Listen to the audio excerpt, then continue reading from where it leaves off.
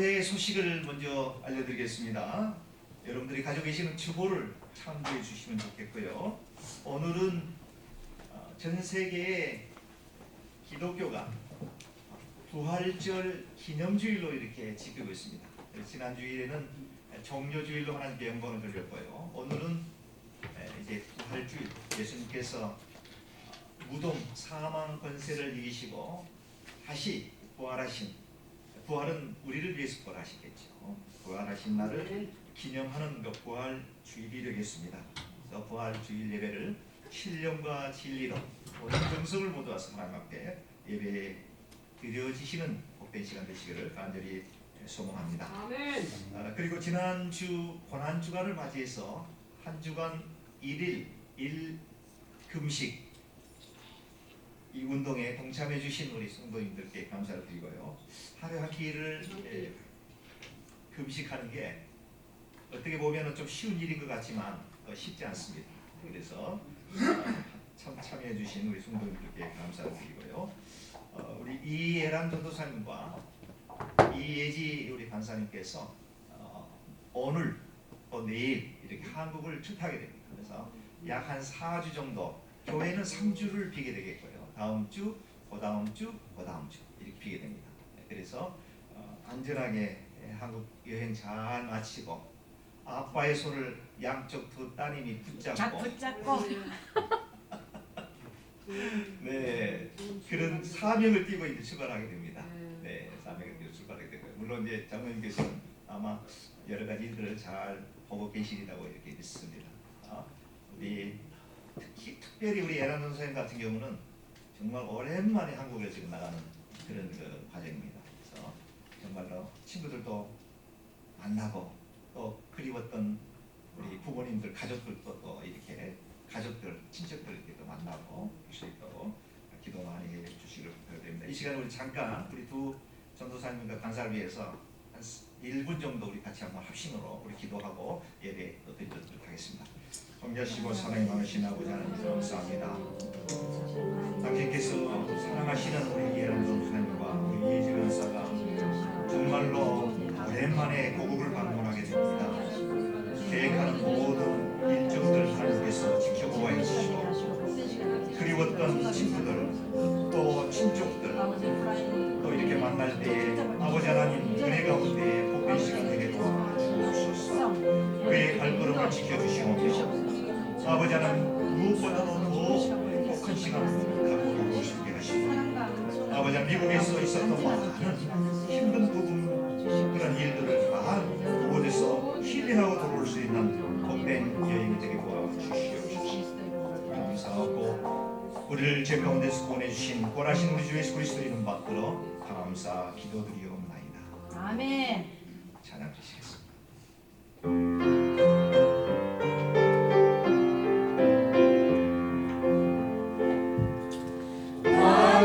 완전하신 나의 주 의의 길로 나 인도하소서. 행하신 모든 이 주님의 영광 다 경배합니다. 예배합니다. 찬양합니다. 주님만 날 다스리소서. 예배합니다. 찬양합니다. 주님 홀로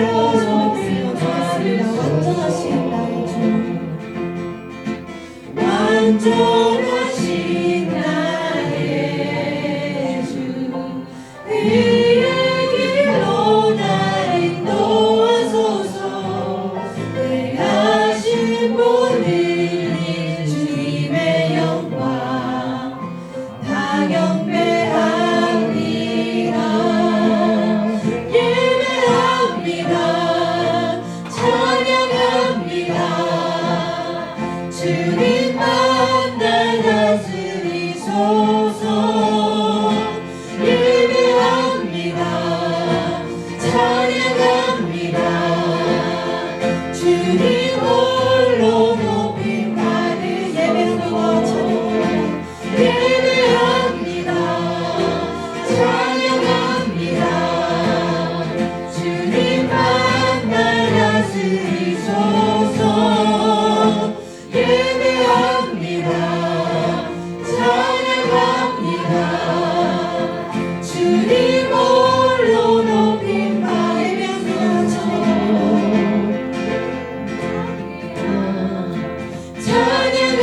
예배합니다. 주님 한 날 다스리소서. 예배합니다. 찬양합니다. 주님 홀로 높임 받으소서.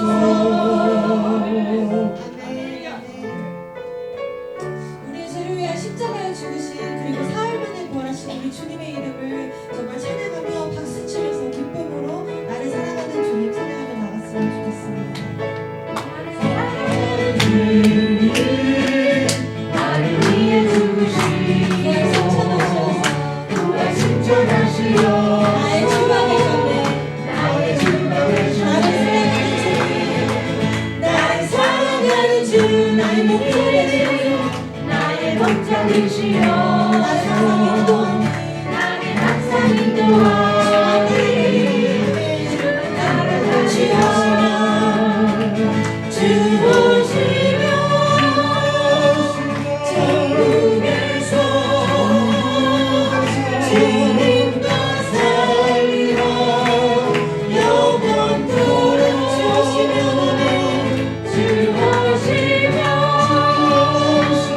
천국에서 주님과 살리라 영원토록 나를 사랑하는 주님 나를 위해 죽으시고 부활 승천하시어서 나의 주가 되신 나의 주님 나를 사랑하는 주님 나의 목자이시여 나를 항상 인도하네 나를 항상 인도하니 주를 따라가리라 주 오시며 주 오시며 천국에서 주님과 살리라 영원토록 주 오시며 주 오시며 천국에서 주님과 살리라 나를 사랑하는 주님 나를 위해 죽으시고 부활 승천하시어서 나의 주가 되셨네 나를 사랑하는 주님 나의 목자 되시어서 나를 항상 인도하니 주만 따라가리라 주 오시며 천국에서 주님과 살리라 영원토록 주 오시며 천국에서 주님과 살리라 영원토록 주 하나님 독생자 예수 날 위하여 오시었네 내 모든 죄 용서하시고 죽음에서 부활하신 나의 구세주 살아계신 주 아멘 살아계신 주 나의 참된 소망 걱정 근심 전혀 없네 사랑의 주님 날 인도하니 내 삶은 살기 기쁨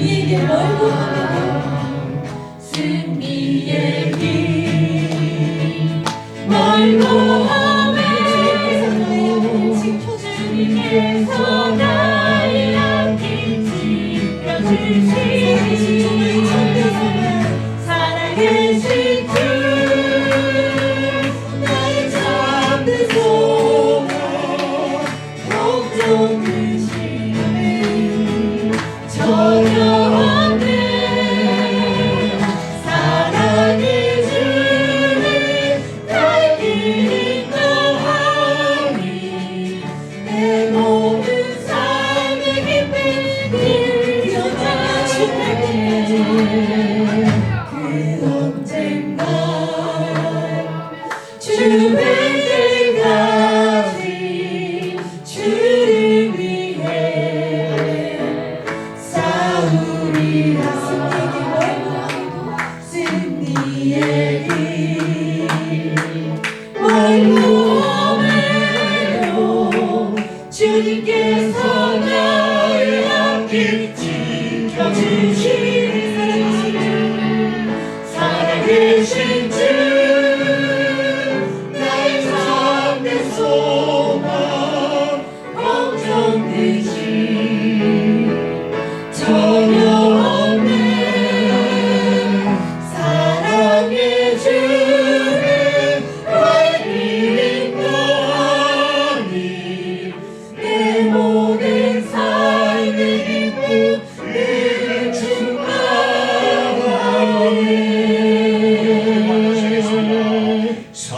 살아계신 주 나의 참된 소망 걱정 근심 전혀 없네. 사랑의 주는 나의 힘도 하니 내 모든 삶의 기쁨 늘 충만하네.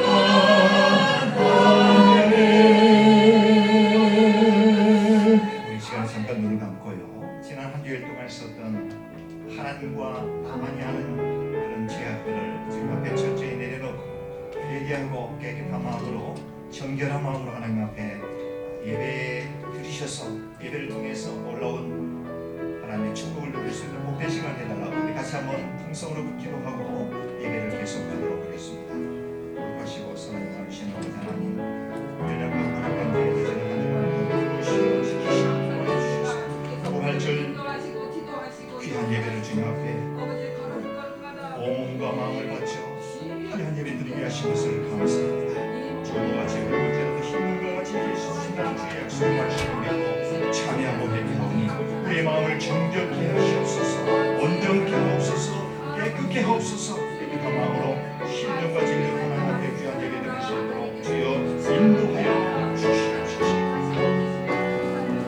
만일 우리가 우리 죄를 자백하면 저는 미쁘시고 우리 죄를 사하시니 모든 불의에서 우리를 깨끗게 하실 것이요. 우리 모두의 구함이 주여 역사 자리에 만나시겠습니다.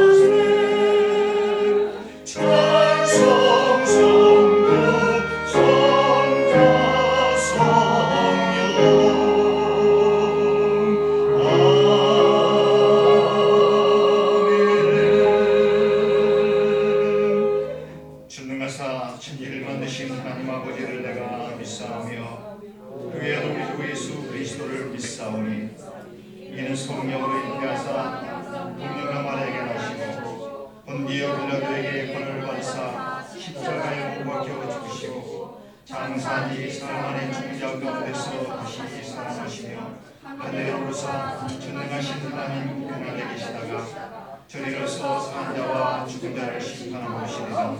성령을 믿사오며 거룩한 공예와 성도가 서로 교통하는 것과 죄를 사하여 주시는 것과 몸이 다시 사는 것과 영원히 사는 것을 믿사옵나이다. 아멘. 내가 받은 것을 먼저 너희에게 전하노니 이는 성경대로 그리스도께서 우리 죄를 위하여 죽으시고 저처럼 지냈다 보셨다가 성경대로 사흘 만에 다시 살아나사 일과에 의해 보이시고 후에 12 제자에게와 그 후에 500여 형제에게 일시에 보이셨나니 그중에 지금까지 대다수들 살아있고 어떤 사람은 잠들었으며 그 후에 야고보에게 보이셨으며 그 후에 모든 사도에게와 맨 나중에 만삭되지 못하여 남자 같은 내게도 보이셨느니라. 그리스도께서 만일 다시 살아나지 못하셨으면 우리가 접한 것도 헛것이요 또 너희의 믿음도 헛것이며 만일 그리스도 안에서 우리가 바라는 것이 다만 이 세상의 삶뿐이면 모든 사람 가운데 우리가 더욱 불쌍한 자이니라. 그러나 이제 그리스도께서 죽은 자 가운데서 다시 살아나사 잠자는 자들의 첫 열매가 되게 하셨도다. 아멘. 자리에 앉으시겠습니다.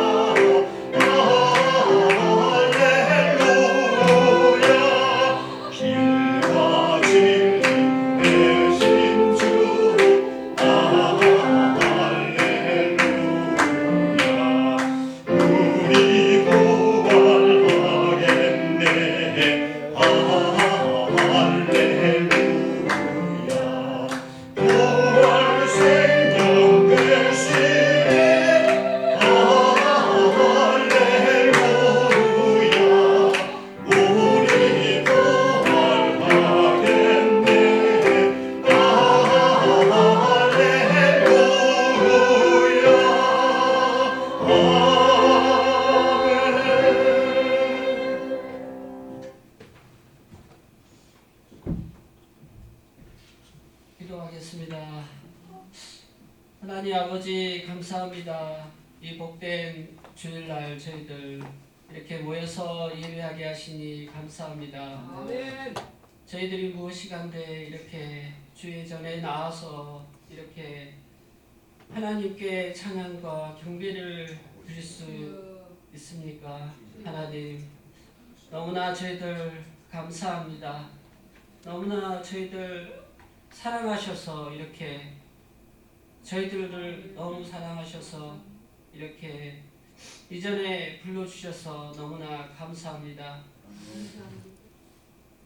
저희들만 이렇게 사랑받아야 되는 건지 한편으로는 정말 미안하고 송구스럽게 합니다. 아버지, 저는 이런 마음을, 이런 복된 주님을 저희들 믿고 사랑하게 하시니 다시 한번 감사합니다. 아멘. 아버지, 저희들만 받는 게 아니라 안 믿는 사람들에게 전할 수 있도록 저희들 함께하여 주시옵소서. 아멘. 오늘은 특별히 부활 주일입니다. 아버지, 저희는 부활 주님을 믿습니다. 아버지, 이 주님을 널리 부활의 주님을 전하는 삶을 살도록 우리 주님 도와 주시옵소서. 우리의 삶이 주님만을 증거하는 삶으로 바꿔 주시옵소서. 밖에서 만나는 사람마다 우리가 전할 것은 주님이 부활하셨네, 주님이 부활하셨다라고 증거할 수 있도록 우리 주님 함께하여 주시옵소서. 아버지, 저희들 항상 지켜주시고 보호하시니 다시 한번 감사합니다. 우리 동부제일장로교회를 지금까지 인도하시고 또 이렇게 단상에 세우신 우리 최인도 목사님 함께하여 주셔서 이제 귀한 말씀을 전하게 하시니 다시 한번 감사합니다. 함께하여 주시옵소서. 감사드리며 예수 그리스도의 이름으로 기도드립니다.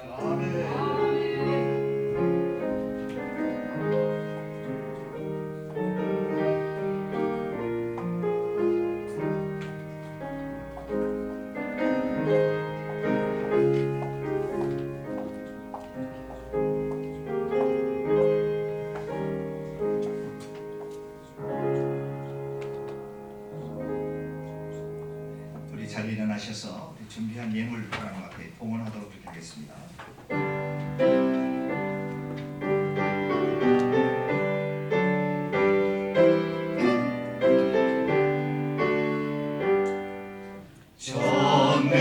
전능하신 주 하나님, 나는 순례자이니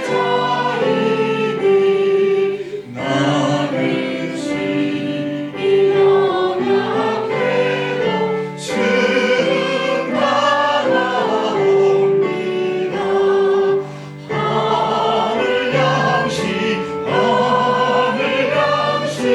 먹여주시옵소서.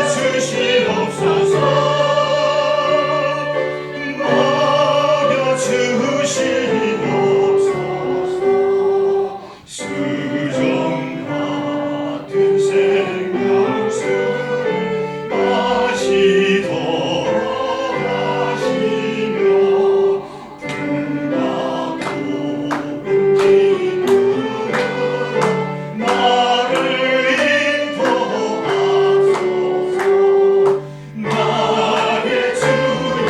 나의 주여 힘과 방패 되소서. 힘과 방패 되소서. 아멘. 자리에 앉으시겠습니다. 거룩하시고 사랑이 한량없이 많으신 우리 아버지 하나님 감사합니다.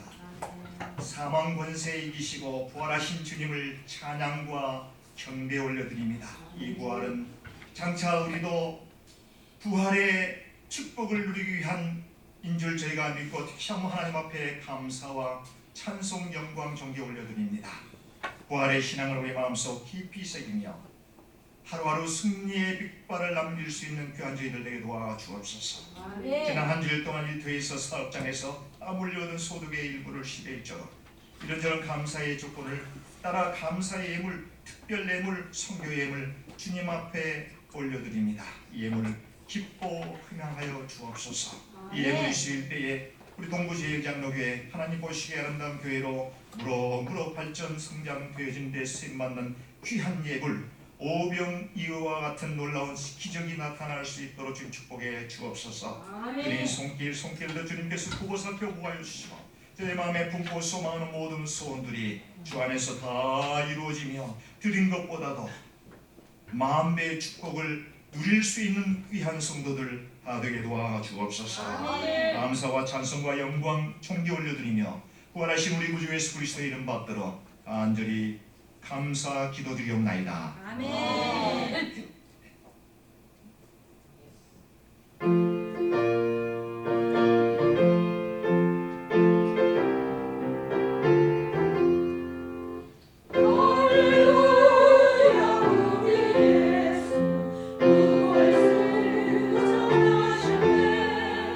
세상 사람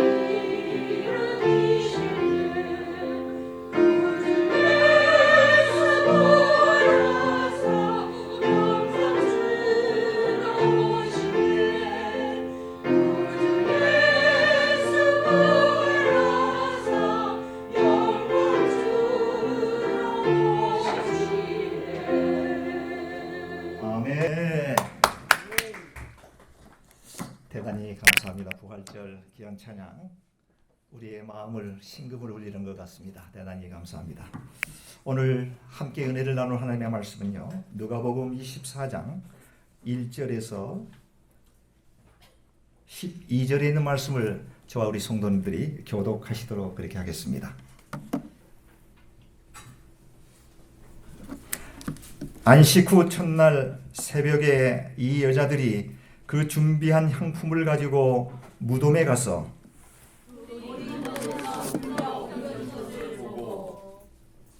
들어가니 주 예수의 시체가 보이지 아니하더라.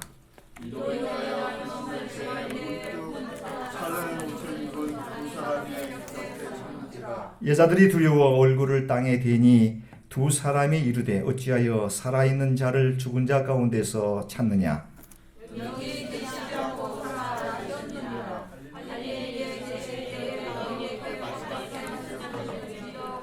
이르시기를 인자가 죄인의 손에 넘겨져 십자가에 못 박히고 제3일에 다시 살아나야 하리라 하셨느니라 한데,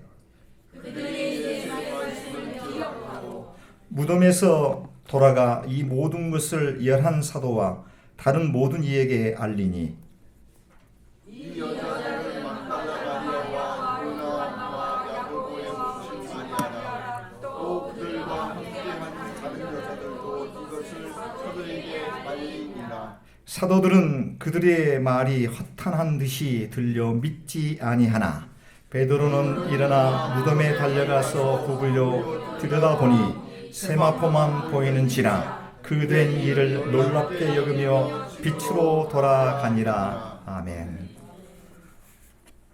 해피 이스터. 오늘은 부활절입니다. 전 세계의 기독인들이 오늘을 예수님의 부활절로 이렇게 기념하고 축하하고 기뻐하는 날이 오늘 바로 부활절이 됩니다. 부활의 사건은 기쁘기도 하지만 또 한편으로는 십자가의 고난과 순환과 피 흘림이 전제된다라고 하는 것을 우리는 꼭 기억을 해야지 됩니다. 예수님의 부활 이면에 그 이전에 있었던 십자가에서의 순환, 고통, 피 흘림, 죽으심이 전제될 때에 바로 부활의 기쁨이 연속적으로 우리에게 주어진다라고 하는 것을 우리는 늘 기억해야 될 줄로 믿습니다. 부활의 사건은요, 지구가 창조된 이후에 현재까지 그리고 전 세계에 현존하고 있는 그 어떤 종교에서도 언급하지 못한 오직 유일하게 우리 기독교에서 예수님만이 하셨던 참으로 위대한 사건이 바로 부활의 사건이 되는 줄 믿습니다. 여러분들도 그렇게 믿으시나요? 네, 그렇습니다. 네. 예수님의 부활은요, 예수님의 탄생이 그러했듯이 성경이 예수님의 부활에 대한 내용을 상세히 기록하고 있습니다. 역사적인 사건으로 성경은 우리에게 증언하고 있는데요. 성경 말씀이 하나님의 정확무오한 말씀으로 우리가 믿는다면 부활의 사건 또한 한 점 의심 없이 팩트로 우리가 받아들여야 됩니다. 이 사실에 대한 믿음이 참으로 중요합니다. 왜냐하면 이 부활의 신앙, 이 부활에 대한 믿음이 바로 우리 신앙의 뿌리요 기초가 되기 때문입니다. 예수님의 부활이 없다라고 하면 우리의 모든 신앙이, 예수님의 부활에 대한 믿음이 없다라고 하면 우리가 믿는 모든 신앙은 그야말로 모래 위에 세워진 성처럼 무너지게 되어 있습니다. 그래서 예수님의 성령의 동령녀 마리아에서 탄생하심도 중요하지만 십자가에서 돌아가신 후에 장사 지내시고 3일 만에 다시 부활하셨다라고 하는 이 사실에 대한 믿음이 우리 신앙의 뿌리가 되기 때문에 이 부활 신앙을 우리가 받아들이는 것이 너무도 소중하다라고 하는 것을 강조해야 됩니다. 그러나 불행하게도 많은 사람들, 하나님을 모르고 사는 사람들은 뭐 부활에 대해서 그 사람들에게 어떤 생각을 하든지 전혀 고려의 대상이 되지 않습니다만은, 하나님을 믿고 살아가는 신앙생활을 나름대로 한다고 하는 사람들 중에서도 이 예수님의 탄생, 성령의 잉태된 된 그 사건과 부활의 사건만은 인정하려 하지 않으려고 하는 아주 용감한 사람들이 있습니다. 네, 저는 그러한 사람들을 지칭해서 용감한 사람이다 이렇게 지칭하고 싶습니다. 왜냐하면요, 피조물 된 인간이 창조주가 되시는 하나님의 능력을 검증하고 이해하려고 하는 이 행동은 지극히 어리석은 행동이 아닌가 이렇게 생각을 해보는데 여러분 어떻게 생각하십니까? 그렇죠? 네.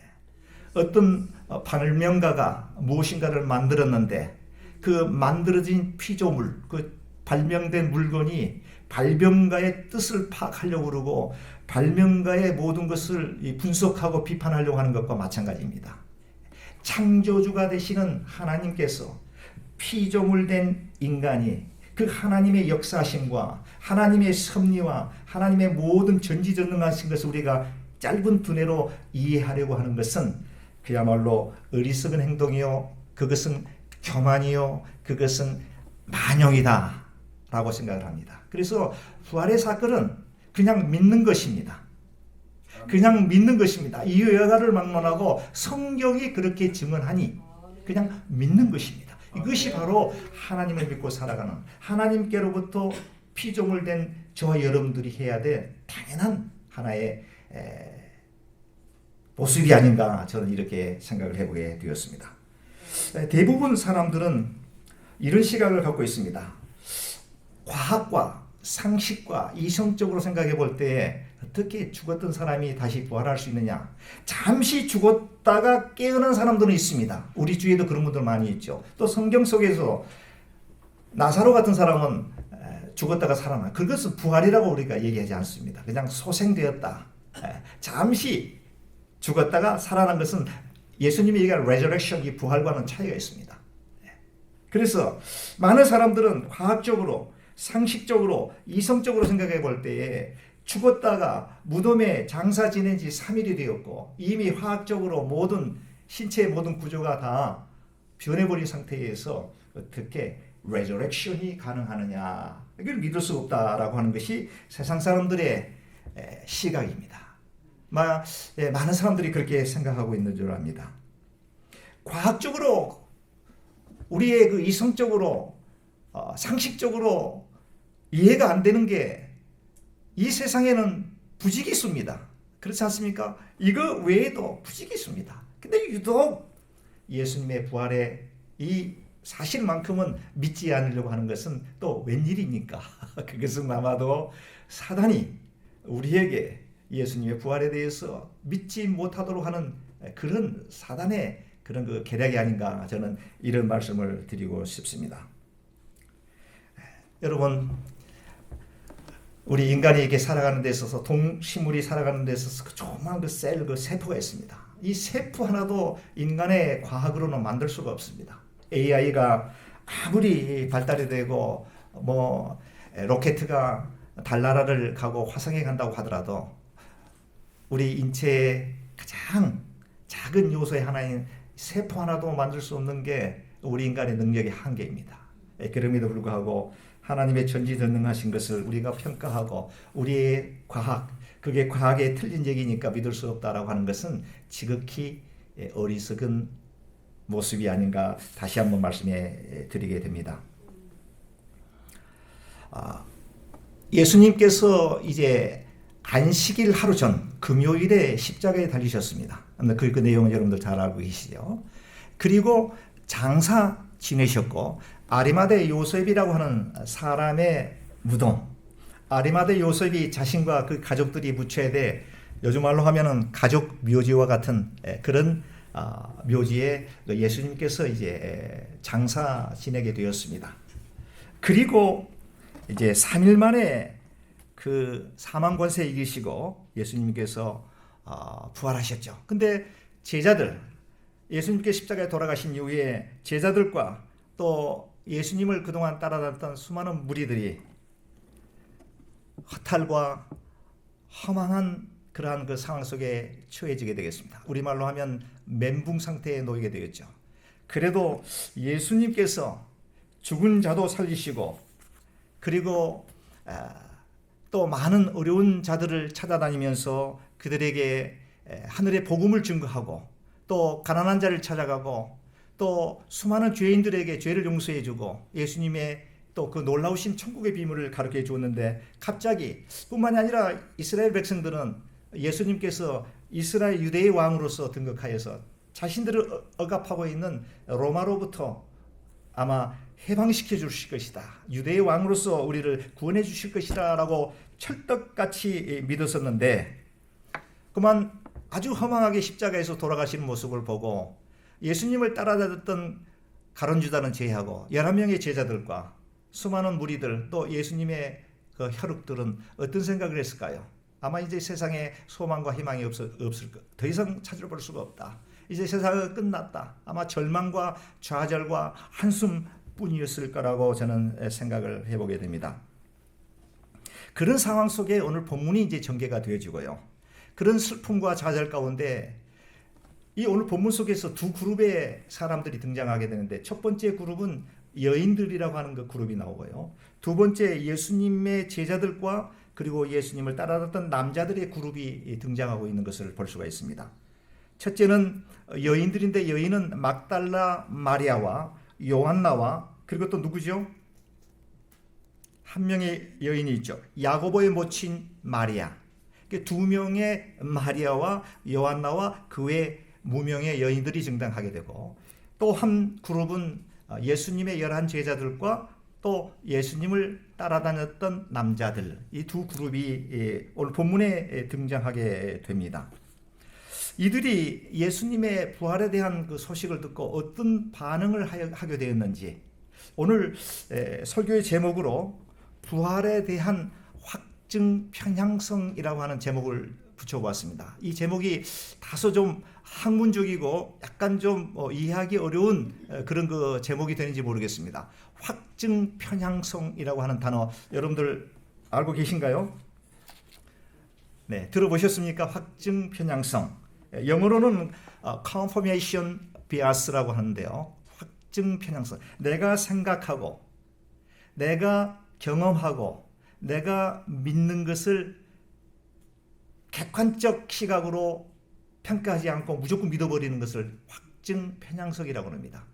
이제 이게 확증 편향성이 결국은 오늘 본문에 등장하는 첫 번째 그룹과 두 번째 그룹의 사람들이 예수 그리스도의 부활을 증언하는 천사의 말을 의심했다라고 하는 것이죠.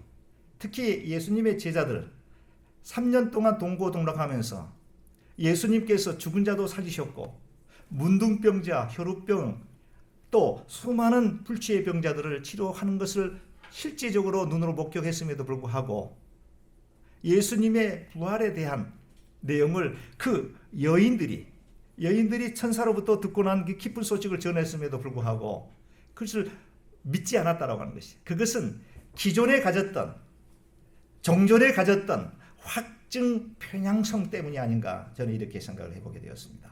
확증 편향성 어떻게 사람이 죽은 지 3일이 되었는데 부활할 수 있느냐 이런 뜻입니다.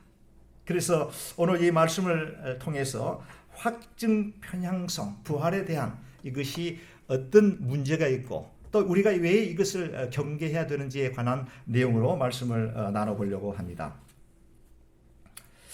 확증 편향성이 참으로 무서운 겁니다. 이거는 고정관념이 되어버리게 되고요. 또 우리의 생각 속에 편견이라고 하는 것으로 사람을 바라보게 되고 무엇인가를 평가하게 됩니다. 그래서 이게 참 위험한 것입니다. 물론 이 확증 편향성에는 무조건 나쁜 것만 있는 건 아닙니다. 이게 장단점이 다 있습니다. 확증 편향성에도 좋은 게 있습니다. 뭐 예를 들면 하나님께서는 나의 목자가 되시고 나의 피난처가 되시고 요새가 되고 산성이 되신다 라고 하는 믿음, 그 믿음은 확증 편향성의 아주 장점에 해당되는 내용입니다. 그렇죠? 그런데 그 반대로 과학과 이성과 합리적, 논리적으로 보았을 때에 도저히 이해가 되지 않는다라고 하는 것이 딱 우리 머릿속에 들어가는 이상 하나님의 역사하심, 성령님의 치유하심, 성령님의 여러 가지 그 사역들을 이성과 과학으로 그냥 부인해버립니다. 그게 확증 편향성입니다. 선입관과 편견을 통해서 어떠한 사실을 객관적으로 판단하지 못하고 믿으려고 하지를 않는 아주 그냥 딱 단절해 버리는 이와 같은 것들이 있다라고 하는 것이죠. 그래서 오늘 본문에 보게 되니까 첫 번째 그룹에 속해 있는 사람들, 이 여인들이 등장하는데요. 안식 후 첫날 새벽에 여자들은 막달라 마리아와 야고보의 어머니 마리아와 요한나와 그 외의 소수의 여인들이 이제 향유를 들고 어디에 갑니까? 어디에 가죠? 예수님의 무덤으로 가는 겁니다. 근데 사실은 여인들은 아주 연약한, 이 시기에는 연약한, 사회적으로 신분적으로 연약한 존재들이었습니다. 그 누구도 할 수 없는 행동을, 아주 과감한 행동을 하는데 값비싼 향유를 준비해서 그들이 로마 병사들의 시선, 눈을 피해서 또 바리새인들, 율법교사들, 서기관들, 종교의 지도자들의 시선을 피해서 몰래 새벽녘에 예수님의 시신, 예수님이 묻혀 있는 무덤으로 가게 된다고 하는 것이죠. 근데 그것을 볼 때에 다는 아닙니다만은 여성들이 남성들보다는 훨씬 더 예수님을 더 사랑하고, 교회도 보면은 아무래도 남성들보다는 여성들이 많이 있는 것을 볼 수가 있는데요. 신앙의 그 순수함이 아무래도 남자들보다는 여자들이 더 많은 것 같습니다. 이때도 두 분의 마리아와 요한나와 여인들이 향유를 가지고 예수님의 시신에 그를 발라드리기 위해서 갔습니다. 가보니까 닫혀 있었던 돌문이 열리게 되고 텅 빈 굴 안에 들어가 보니 있어야 될 예수님의 시체가 보이지 않았다고 하는 것이죠. 지금 우리가 생각하는 그런 그 공동묘지, 그런 무덤이 아닙니다. 이스라엘 그 팔레스타인 그 지역에는 석회석이 많기 때문에 그를 굴을 뚫어서 그 굴에 가족들 이렇게 묘지, 시신을 거기다 안장하고 다른 사나운 짐승들이 그 시신을 해치지 못하도록 돌문을 이렇게 딱 막아서 임봉해서 못 들어오게 하는 그런 형태로 무덤이 되어 있다고 합니다. 그런데 닫혀 있어야 될 돌문이 열려 있고 들어가 보니까 있어야 될 예수님의 시신이 보이질 않는다는 거죠. 얼마나 놀랬겠습니까? 여인들 신분으로서 시체가 거기에 있어야 될 시신이 보이지 않으니 얼마나 놀랬겠습니까? 그리고 두려워서 벌벌 떨고 땅에 얼굴을 대고 무서워서 떨고 있는데 갑자기 천사가 나타나서 뭐라고 그럽니까?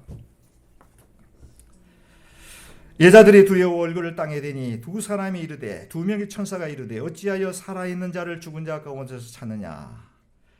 예수님께서는 여기 계시지 아니하고 살아나셨느니라.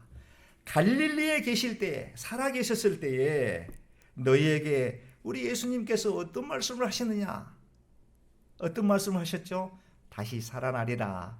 너희들 나는 3일 만에, 죽은 지 3일 만에 다시 부활하리라 라고 하는 말씀을 예수님께서 했음에도 불구하고 너희가 그걸 기억하지 못하느냐? 이걸 좀 천사가 이야기를 하는 거예요.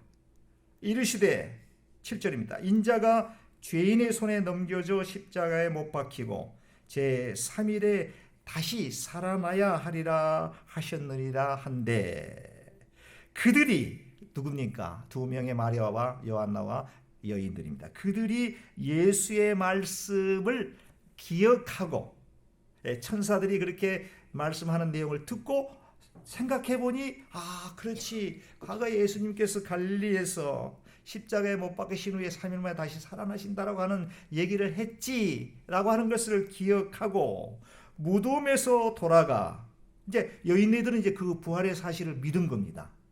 그렇죠? 믿었죠. 믿고 무덤에서 돌아가 이 모든 것을 11사도에게 전했다라고 하는 것이 성경 기록이 되어 있는데요. 그래서 이 여인들은 너무도 기쁜 나머지 향유고 뭐고 다 내팽개쳐버리고 그냥 뛰어가서 가장 먼저 찾아간 곳이 어디입니까? 예수님의 11 제자들이 모여있는 곳에 찾아가더라는 것이죠. 이 사실을 가장 먼저 알려야 될 대상이 누구라고요? 육신의 어머니 마리아도 아니고 바로 예수님의 제자들에게 쫓아갔다고 합니다. 막 그냥 정말 있는 힘을 다해서 여인네들이 막 뛰어간 겁니다. 가서 제자들에게 찾아갔습니다. 그리고 그 두 번째 그룹 11명의 제자들과 남자들, 그들에게 이 여인네들이 천사의 말을 듣고, 이 기쁜 소식 아닙니까? 부활의 소식을 듣고 이제 얘기를 합니다. 10절입니다. 이 여자들은 막달라 마리아와 요한나와 야고보의 모친 마리아라. 또 그들과 함께 또 다른 여자들도 이것이 무엇입니까? 예수님의 부활의 소식. 이 부활의 소식을 누구에게? 사도들에게 알리니라. 지금 알렸습니다. 알리니까 사도들이 그 말을 듣고 어떻게 했습니까? 우리 11절 한번 읽어볼까요? 사도들은 그들이 말이 허탄한 듯이 들려 믿지 아니하니라. 예수님을 따라다녔던 11명의 제자들이, 이 여인들이 생각할 때는 이 얘기를 듣고 너무너무 와 하고 환호성을 저지를 줄 알았어요. 그래서 그런 기대감을 갖고 뛰어가서 제자들에게 예수님께서 Jesus alive, 살아나셨다. 예수님께서 사망 권세 이기시고 살아나셨습니다. 우리가 무덤에 가보니 무덤은 텅 비어 있고 천사가 나타나서 우리에게 하신 얘기가 예수님의 부활의 사건을 우리에게 얘기하셨고 그 기쁜 소식을 지금 전하고 있습니다 라고 하는데, 제자들은 이 사람들이 정신이 돌았나, 허탄한 듯이 들려 믿지 아니하나. 이 말의 뜻은 무슨 엉뚱한, 자다가 봉창 떠지는 소리를 하느냐, 어떻게 죽은 사람이 3일 만에 살아날 수 있느냐라고 하는 것이 제자들의 생각이었습니다. 첫 번째, 이 여인네들이 예수님께서 그렇게 죽은 지 3일 만에 부활하리라 라고 얘기했는데도 믿지 못해서 죽은 시신에게 향유를 갖다가 예수님에게 부어드리려고 간 것도 부활을 믿지 못했던 확증 편향성에 사로잡혀 있었기 때문이고, 두 번째로 부활의 소식을 듣고 너무너무 기쁜 나머지 믿고 제자들에게 복된 소식을 증거했음에도 불구하고 제자들은 전혀 그 사실을 받아들이지 못하고 허탄한 듯이 믿지 아니했다라고 하는 것도 제자들의 확증 편향성의 늪에 빠져 있는 모습이 아니냐, 이렇게 생각을 해보게 된다는 것이죠.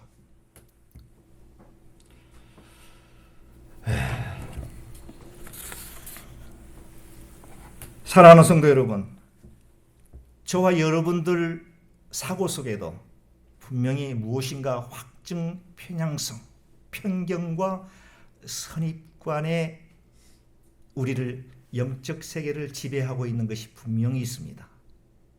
분명히 있습니다. 저 사람은 안 돼.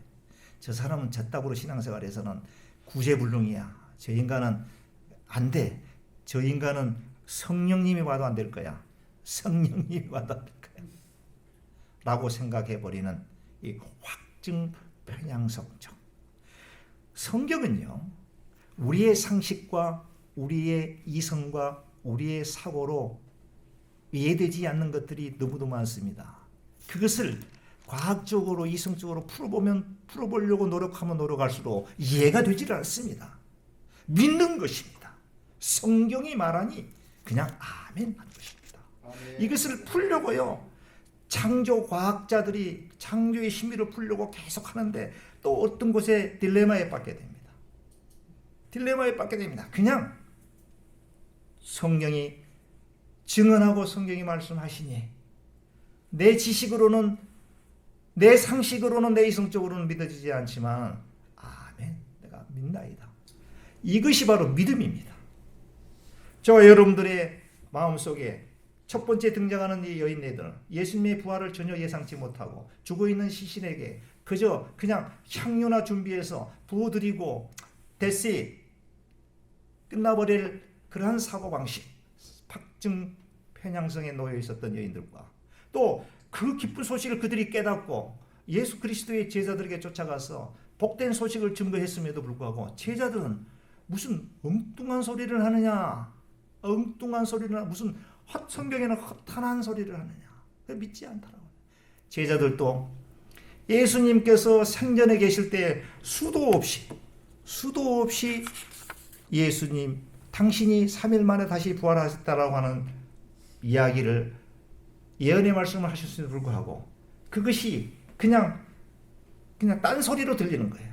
그러니까 선택적으로 뭔가를 믿으려고 하는 것입니다. 우리 크리스찬들 가운데서도 하나님의 말씀을 선택적으로 믿으려고 하는 그런 게 있는데요. 내가 이해되는 것만 믿고 그 외의 것은 그냥 아예 무시해버리고 아예 그냥 팽개쳐버리는 그런 경우들이 많습니다. 왜요? 과학적으로 이성적으로 이해가 안 된다고 하는 것이죠. 근데 성경에는 하나님의 성령의 역사심으로 모든 저자들이 성경을 기록했기 때문에 이 하나님의 말씀으로 우리가 받아들여야 됩니다. 하나님의 말씀으로 받아들일 때 이 말씀이 살아 운동력이 있어서 내 삶을 인도하게 된다고 하는 것이죠. 힘들고 어려운 삶을 살아갈 때에 또 여러 가지 상황 속에서 어려운 역경 가운데 놓였을 때 하나님의 말씀을 읽어 내려갈 때 왠지 모르게 마음에 위안이 오고 또 어떤 사람과의 관계 속에서 말로 형용할 수 없는 분노와 상처가 부글부글 끓어오를 때에 하나님의 말씀을 읽어나는데 갑자기 그 상대가 불쌍히 여기는 그런 마음을 갖게 되고 긍휼히 여기는 그런 마음을 갖게 되고 예전에는 미워서 내가 공을 이만큼 썼는데 돌아오는 것은 배신이요 그냥 모함이요 그때 얼마나 괴롭겠습니까?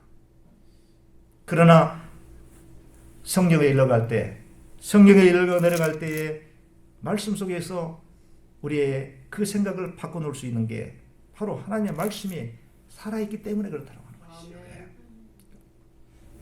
성도 여러분, 우리 예수님께서는 만약에 우리 예수님께서도 이 확증 편향성에 놓여 있었다고 하면 사람들로부터 비난과 또 손가락질을 받는 삭개와 같은 사람이 어떻게 감히 하나님의 사람으로 믿음의 사람으로 체인지만디가 되겠습니까? 사마리아 여인이 평생을 갖다가 정말 사람들의 손가락질을 받고 비난을 감수해야 될 불쌍한 여인네가 예수 그리스도를 만남으로 말미암아 마음속에 감춰있던 여러 가지 컴플렉스가 다 해소가 되고 많은 사람들에게 뛰쳐나가서 복음을 증거하게 되고 예수 그리스도를 내가 만났다. 만난 사람이 메시아 그리스도다라고 하는 것을 외치게 되겠습니까? 우리에게 우리 신앙에 있어서 가장 커다란 적은 우리 마음속에 있는 선입관과 편견의 기초가 되는 확증 편향성이라고 하는 이것을 제거해야 된다라고 하는 말씀을 드립니다. 확증 편향성이 우리를 딱 우리 영적 세계를 자리 잡고 있을 때에 진리를 진리로 받아들일 수가 없습니다. 성경 말씀을 하나님의 정확무한 말씀으로 받아들일 수 없게 됩니다. 눈과 귀를 막아버립니다. 아무리 얘기를 해줘도 마음속에 내가 생각하고 있는 편견이 있기 때문에 도대체 그 말씀이 마음 심령밭에 심기어져서 싹이 트고 열매를 맺어야 되는데 그렇게 하지 못한다는 것이죠. 확증 편향이 그렇게 중요합니다. 우리의 삶을 자유로운 삶을 지극히 제한해버립니다. 세상은 얼마나 넓습니까? 세상의 사람들은 얼마나 좋은 사람들이 많습니까? 근데 그럼에도 불구하고 상처를 받게 되면 누군가에 의해서 상처를 받게 되면 어렸을 때 성장 과정 속에서 부모로부터 상처를 받은 사람은 다른 사람들을 믿지를 못하는 거예요. 세상에 좋은 사람들이 얼마나 많은데 믿지를 못한 거예요. 확증 편향성의 노예가 되어 있기 때문이라는 것이죠. 그것을 우리가 벗겨내야 된다고 하는 것이죠. 그것으로부터 해방되지 않으면 결단코 하나님께서 원하는 축복된 삶을 살아갈 수가 없다는 것이죠. 예수님의 부활의 사건을 요한복음 2장 19절에 이렇게 증언했습니다. 예수님께서 생전에 계실 때 너희가 성전을 헐라 내가 3일 만에 다시 일으키시리라.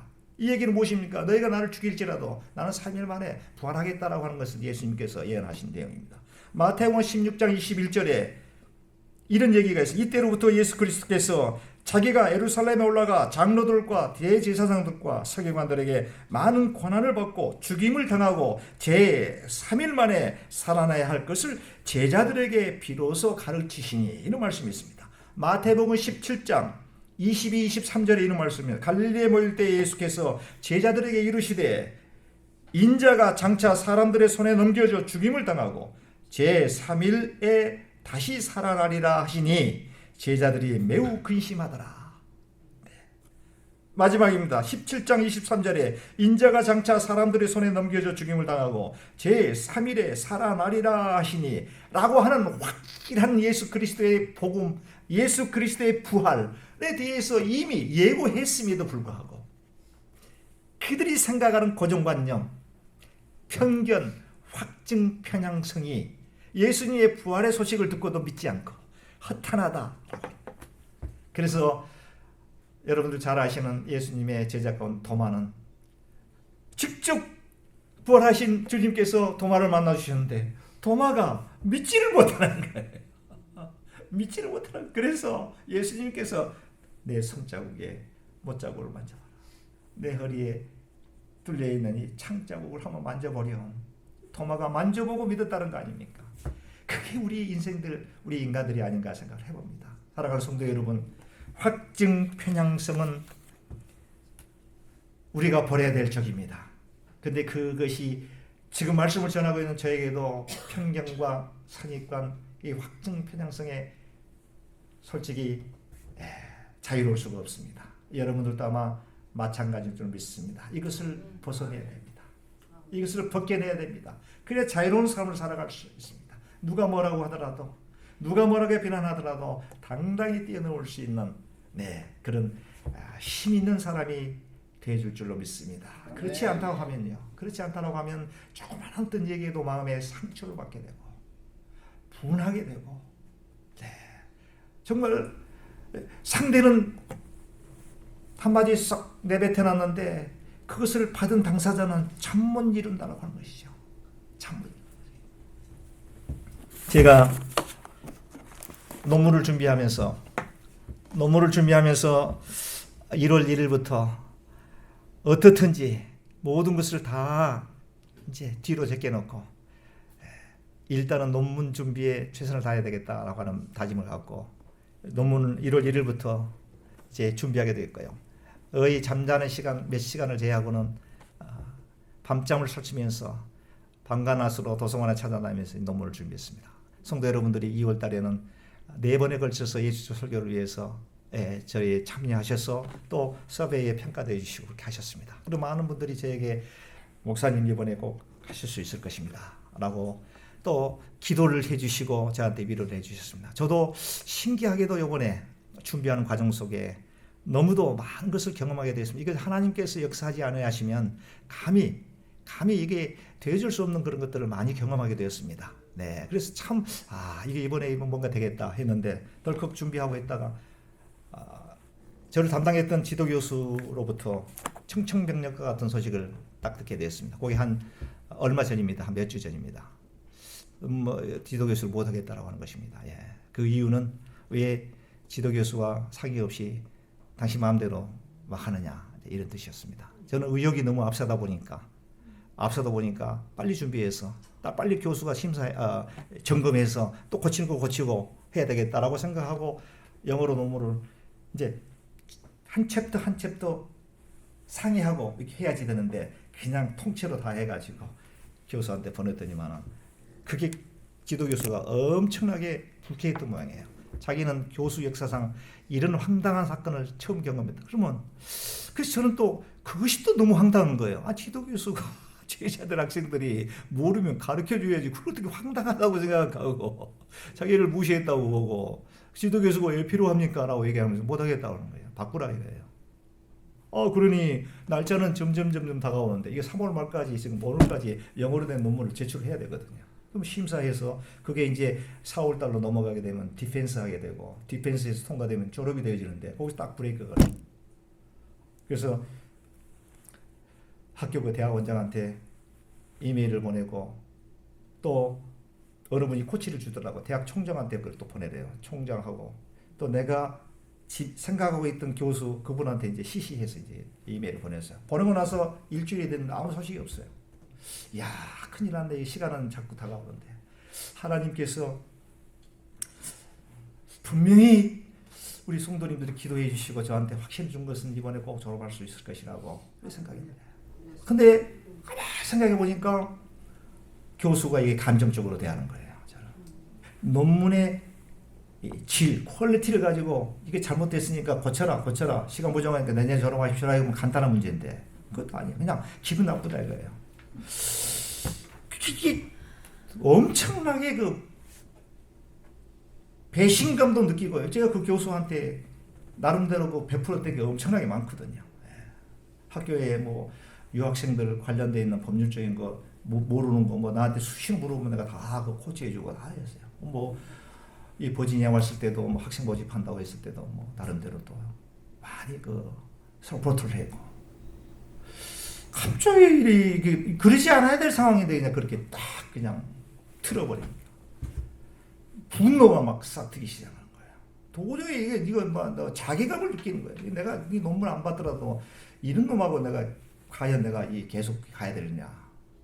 일단은 본인이 못한다고 하니까 새로운 교수 바꿔달라고 이 논문을 보내놓고 한 줄 동안 막 기도도 안 나오고 막 그냥 우리 금요기도회에서 그것도 얘기를 해야 되는데 도저히 막 너무너무 그냥 창피하기도 하고 막 그러다가 시간이 하루 이틀 가면서 말씀을 보는데 그래서 또 제 마음을 하나님께서 위로해 주신 걸 제가 깨닫게 되었어요. 아 그렇구나. 내 자신을 돌아보게 되었어요. 그 사람을 생각하면 나만 괴로운 거예요. 그렇죠? 그 사람을 생각하면 화가 나죠. 분노하죠. 그것이 그 사람한테 뭔 유익함이 있겠습니까? 나만 바보지. 근데 성경을 읽어 내려가니까 그것이 싹 들어오면서 그분을 이해하게 되더라고요. 아, 그렇지. 그분이 또 얼마만큼 어린 시절에 상처를 받았으면 이게 지금 별것도 아닌 걸 가지고 이렇게 정말 아주 완전히 사람이 180도 달라질까? 아마도 많은 그런 아픔의 상처가 요인이 될 것이다 라고 하는 생각을 해보게 됩니다. 또 긍휼히 여기는 마음과 불쌍히 여기는 마음을 들더라고요. 그래서 내려놓고 그 다음 주 금요일날 우리 금요기도회에서 저를 위해서 기도해 주십시오 라고 일주일이 지난 다음에 제가 말씀드렸다고요. 그리고 주일이 되고 월요일이 되는 학교에서 연락이 온 거예요. 새로운 교수 지정됐으니까 계속 진행하라고. 그래서 제가 목요일날 조지 아틀란타에 내려가서 물론 제 집안에 저희 아버님 추도식도 있고 그래서 겸사겸사해서 내려가게 되었습니다만 그 교수님도 만나고 논문에 대한 얘기도 충분히 하고 저는 그렇습니다. 지금 5월달에 졸업이 되지 않는다고 할지라도 됐습니다. 내 마음속에 그 교수에 대한 그 분노와 어떤 마음에 대한 나름대로의 그 어떤 괴로움과 상처가 깨끗이 하나님께서 해결해 주셨다. 아니 될지라도 그것이 바로 우리가 가져야 될 좀 고상한 믿음이 아닌가 저는 이런 생각을 하게 되었습니다. 하나님 말씀이 그렇게 해주더라고요. 하나님의 말씀이 그렇게 전폭적으로 하나님께 맡기고 그냥 아니하실지라도 이게 우리가 믿음의 아주 그냥 중요한 그걸로 삼아야 되는 거예요. 이게 그리 아니하실지라도 기도했다가 안 들어지면 낙심하고 좌절하고 하나님께서 내 기도를 왜 이렇게 안 들어주실까 하고 한탄하고 하나님 그때도 비난할 때가 너무 많이 있는데 그리 아니하실지라도 하나님께서 또 뜻이 계실 거야. 하나님께서 좋은 방향으로 내 삶을 인도해 주실 거야 라고 하는 믿음, 그 믿음을 가질 때에 하나님께서 정말 여러분들을 축복된 삶으로 인도해 주실 줄 믿습니다. 오늘 말씀에 대한 요지는 확증 편향성의 편견과 선입관으로부터 우리가 해결해야 된다. 그렇게 할 때에 완전한 하나님의 축복을 누릴 수 있게 되고 하나님의 말씀, 진리의 말씀을 온전히 내가 스펀지처럼 확 빨아들일 수 있게 되고요. 그럴 때 이적과 기적이 저와 여러분들에게 주어진다라고 하는 사실을 오늘 말씀을 통해서 깨닫게 되었습니다. 예수님의 부활에 대한 사건은 여러분 느닷없이 많이 들었을 것입니다. 예수님께서 부활하셨다. 사망 권세 이기시고 부활하셨다. 이 두 부류의 사람들 가운데 편견과 선입관에 사로잡혀 있던 여인들과 예수 그리스도의 제자들이 확실하게 예수 그리스도의 이제 부활을 받아들이게 되고 복음의 전사자로서 정말 죽으면 죽으리라 순교자 목숨까지도 아까워하지 아니하며 예수 그리스도의 증언자로서의 삶을 살았던 위대한 사건이 바로 거기에 있지 않느냐라고 하는 생각을 해보게 되었습니다.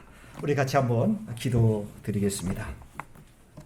오늘 주시는 말씀을 또 생각하면서 하나님 우리 마음속에 자리 잡고 있는 내 마음속에 자리 잡고 있는 편견과 서리관, 확증 편향적인 생각이 무엇입니까? 그것으로부터 해방될 수 있도록 주여 우리를 붙들어 주옵소서. 힘 주시옵소서. 우리 간절히 소리 내서 한 1, 2분 정도 우리 기도하도록 하겠습니다. 거룩하시고 사랑이 많으신 아버지 하나님 감사합니다. 부족하고 연약한 저희들에게 아버지 하나님 오늘 말씀을 통해서 깨닫게 해주신 것을 감사합니다. 확증 편향에 놓여있는 우리들이 하나님의 말씀으로 세워줄 수 있는 복된 저희들 되게 도와주시옵소서. 능력의 성도들이 될 수 있도록 도와주옵소서. 어떠한 사들에도 굴하지 않는 승리의 성도들이 될 수 있도록 축복해 주시옵소서. 감사합니다. 거룩하시고 사랑이 많으신 우리 아버지 하나님 감사합니다. 오늘 누가복음 이 본문을 통해서 귀한 것 발견해 봅니다. 확증 편향에 빠져 있었던 여인네들과 또 제자들의 모습을 보면서 확증 편향에 대한 병폐에 대한 것을 우리가 생각해 보게 되었습니다. 우리 마음속에 깊이 뿌리 내리고 있는 편견과 선입관으로부터 자유로워질 수 있는 복된 성도도 되게 도와주옵소서. 말씀을 통해서 새롭게 변화되어지는 놀라운 축복을 허락하여 주옵소서. 감사하고 우리 주 예수 그리스도의 이름 받들어 간절히 기도드리옵나이다. 아멘. 우리 마지막 찬송 부르신 후에 우리 이은수 목사님 축도로 오늘 예배를 마치도록 하겠습니다.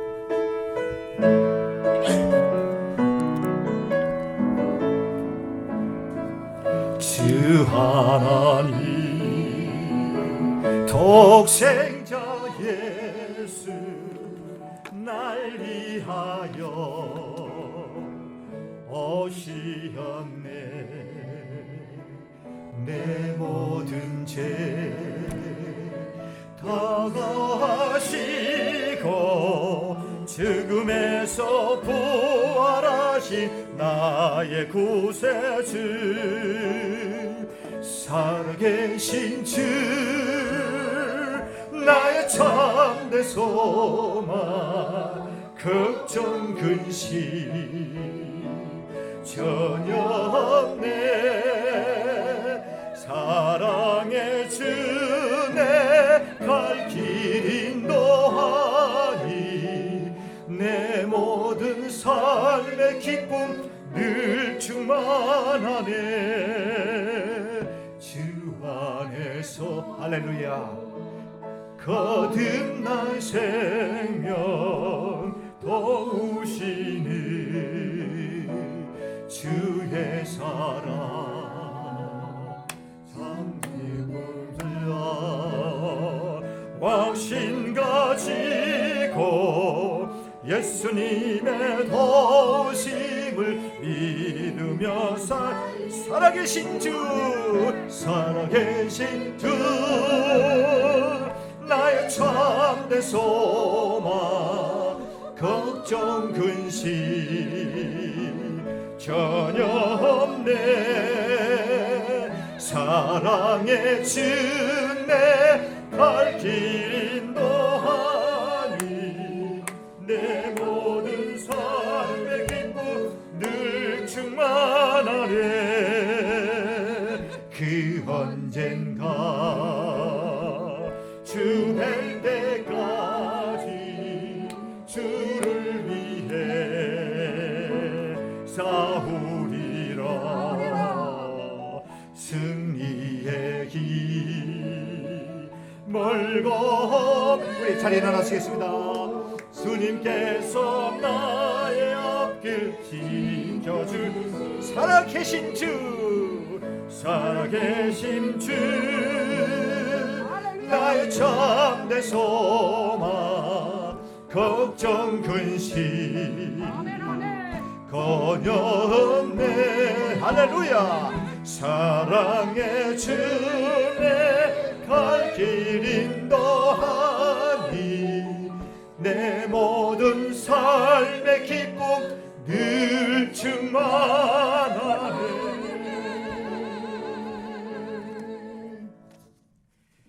살아계셔서 이 시간에도 충만한 하나님의 그 성령이 이 자리에 함께 하신 아버지 참 고마우신 하나님, 주님께서 아버지 하나님의 그 말씀과 하나님의 역사하심이 우리 동부 제일장로교회의 사랑하는 권속들과 아버지 예수 부활, 내 부활, 우리 모두의 부활이 되어 아버지 하나님 앞에 힘차게 아버지 나아갈 수 있도록 앞길을 열어주시고 환하게 우리의 삶을 지켜 보이시며 아버지 힘을 더하여 주시어서 아버지 하나님께서 참 확증 변형성을 주여 주님께서 다 제하여 주시고 우리들에게 아버지 하나님 걱정 근심 없이 살아갈 수 있도록 말씀 속에서 역사하여 주시옵소서.